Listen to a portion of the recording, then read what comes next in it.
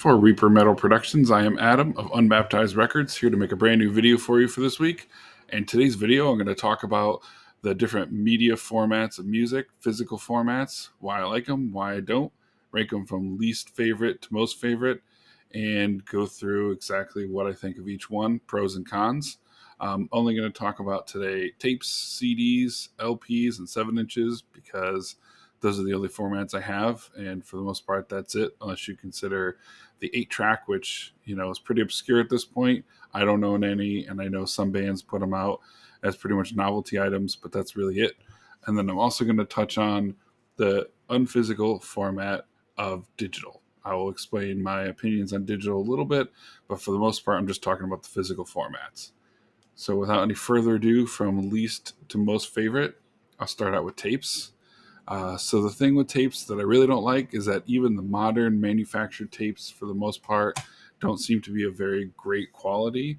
It doesn't mean they're horrible, but I think the tape really never progressed to any point where it was better than its predecessor. I think vinyl record is still one of the best formats for sound quality, and CD is for the fact that it's compact and a lot more digestible in the digital age. I think tapes, along with VHSs, really are stuck in an awkward phase where they really didn't progress much from their previous forms of media, and everything after them are substantially better. And also the fact that they can technically wear down over time. And for whatever reason, I don't know what it is. Maybe it's just because I didn't actually really grow up with tapes or Walkman, but I never seem to be able to get the sides to play properly. I know there is obviously some basic technology that tells you where the song ends and starts, and then some of the tapes that exist repeat on both sides. So essentially, you're just getting one-sided amount of songs. So really, you don't need to listen to both sides. But I, for some reason, just never seem to be able to get them down. Not like there's some advanced technology. It's just for whatever reason, it was never something I grew up with. Really, I started out for the most part with CDs, so listening to tapes was not really something I did. So I never really had to get used to them. But I feel like even modern tapes don't fare that well and don't hold up very well over time, and plus they're small. The artwork on it is usually, not only is it smaller than the CD or the LP, but it's usually a different version, a modified version. And then you have the J card or the O card, which just has very limited amount of capability for telling you the lyrics of the songs, giving you the band members, pictures, anything like that. So you're just really limited in what you can do with a tape. The cool things, especially about modern tapes, though, I will say, are the different shell colors. Some of them are clear, some of them are solid, some of them have art all over them, which is really cool. So that's really the biggest draw, is just the little bit of artistic ability you have to maybe change the tape colors, make them clear, change the color of the casing. But really, besides that, and the fact that they're usually the most affordable, I would say they're probably my least favorite for all those reasons. Really, they're a novelty at this point. I do enjoy them. I do collect them. I do plan on putting them out through my label. So I have nothing wrong with them. It's just that they are my least favorite. Something has to be first, something has to be last. So they are my least favorite, but I do still collect them. Next, I'm going to say the 7-inch record. And the reason I separate this as a format is because really it is kind of its own thing. It's essentially what used to be the single, where you'd have one song on the A side, and then the B side would be maybe a live recording or something more rare that a band wouldn't necessarily want on their album. So I see the novelty and the value of that. The biggest issue is just the size. So, of course, with metal, the cool thing is a lot of bands can put more than one song on each side. You have 4 to 6 minutes or so of recording time. And, of course, if you're a grindcore band, maybe you could put 10 songs on one side. So it's not like you're necessarily limited there. But if you're going to listen to them, chances are you're not going to listen to just one.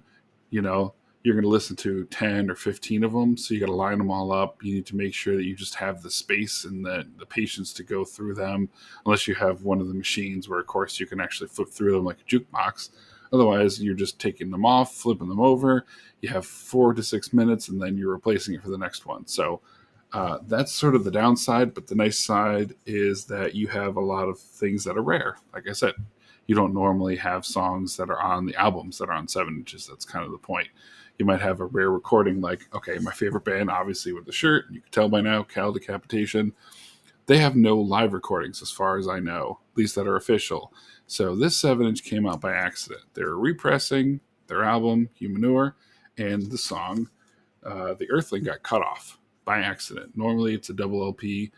They have a like 10-minute outro on the C side, and for whatever reason, they missed this song on the pressing of this most recent repress of the album. And so they said, instead of throwing all those records away, let's press a 7-inch record that has The Earthling on side A, and on side B, there's I Eat Your Skin and Reduced Paste live. This, as far as I know, is the only official live recording that they have. So this is now a novelty item. And that's really cool, obviously, as a fan. A lot of bands also put side projects, so I don't have it on me, but I have it up on my wall signed. But Joel Grind's side projects, they did War Ripper. He has 2 7-inches. You can only get it on those 7-inches. Those are the only releases that I think he did for that band. That's all you get. So if you don't own those records, then you don't have those songs, and that's cool to me. And that novelty is kind of cool. But that's about it. So obviously, I'd rather have a CD or an LP, something that just has more music on it. But there is value to the 7-inch record. And I also, not on this, but I do like to get these signed by the band as well, because I get little 8x8 frames from Walmart and I put it up on my wall. So I think it's a lot easier to grab something of this size than a full LP to go get signed by a band. And I feel like less people collect them. So they're even more collectible in that sense, which I think is really cool. So next is sort of a tie, but if I really had to say what the next least favorite would be, is probably the record, the 12-inch. So of course I'm picking the same release here, Human Jerky.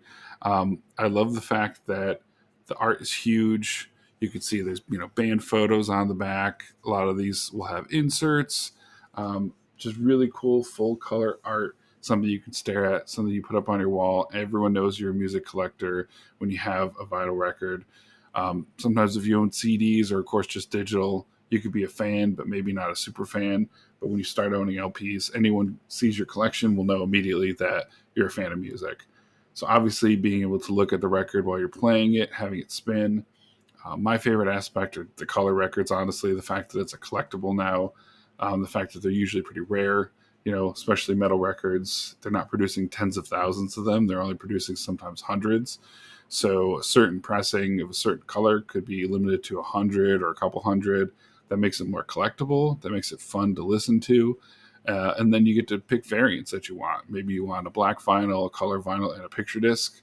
So you have a couple different things to collect. Whereas with CDs, there's really not a lot of variation other than maybe the shape of the disc. Like they could do something that just kind of looks a little different. Maybe has color, discs. I've seen some where the back is red or gold or blue, but there's not a lot of variation. But with vinyl records, you can make tons of different colors. That's awesome. I enjoy it. I like it, even though it's more about the music than anything else. But yeah, I do love the collecting aspect of it as well. Of course, the obvious downside is the size. I don't have a lot of time to sit there and play music on a record player. I'm usually on the go. I like to listen to things on CD in my car or digitally, which again I will talk about. So it's just not convenient. And of course, it takes up a lot of space. It's more expensive. It takes up a lot of shelving. As you can probably see behind me, I have some fairly cheap $35 Walmart shelves. Those don't hold a lot of records. So you really need the good ones, maybe the ones from IKEA or custom built ones, to really keep more than a couple hundred records. And if you move a lot, that's also a problem because you're constantly boxing up records, and it just gets really heavy and really annoying to just move all the time. So if you don't have to collect them, it is a little bit more of a peace of mind to maybe have 100 CDs versus 100 records, but there are a lot of value to it, which is why it's a close second for me. But I will say my number one favorite would have to be the CD. I love the fact that they're, of course, compact. I can bring them in the car. I can basically listen to them anywhere, and then I can burn them onto my computer. Now, unfortunately, it's tough because most computers don't have external CD drives anymore, so a lot of times you have to buy them, which is unfortunate. And then some cars don't include them anymore, don't have CD players, so they're pretty much encouraging you to get Bluetooth, which is kind of unfortunate, but it could be a necessary evil. But at least as far as I know, most cars you can custom add in a CD player if you really need to. So the value is pretty exponential when it comes to a CD. They're smaller, yes, so the size of the art isn't as big, but you can still listen to them pretty much anywhere. You can burn them onto your computer and convert them to digital, which is important. And they're just a lot easier to store, a lot harder to destroy, and a lot cheaper.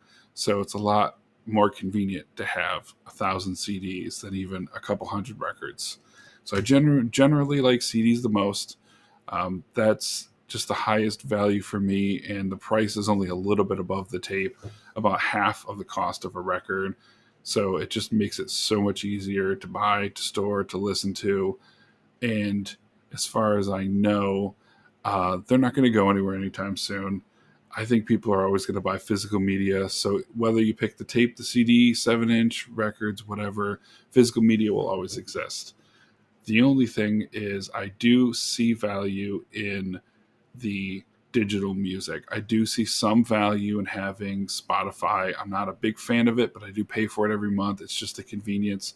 Having Bluetooth in my car, being able to go for a long drive or go to the gym and just plug in headphones. I used to use my iPod, but unfortunately, most computers don't come with external drives anymore.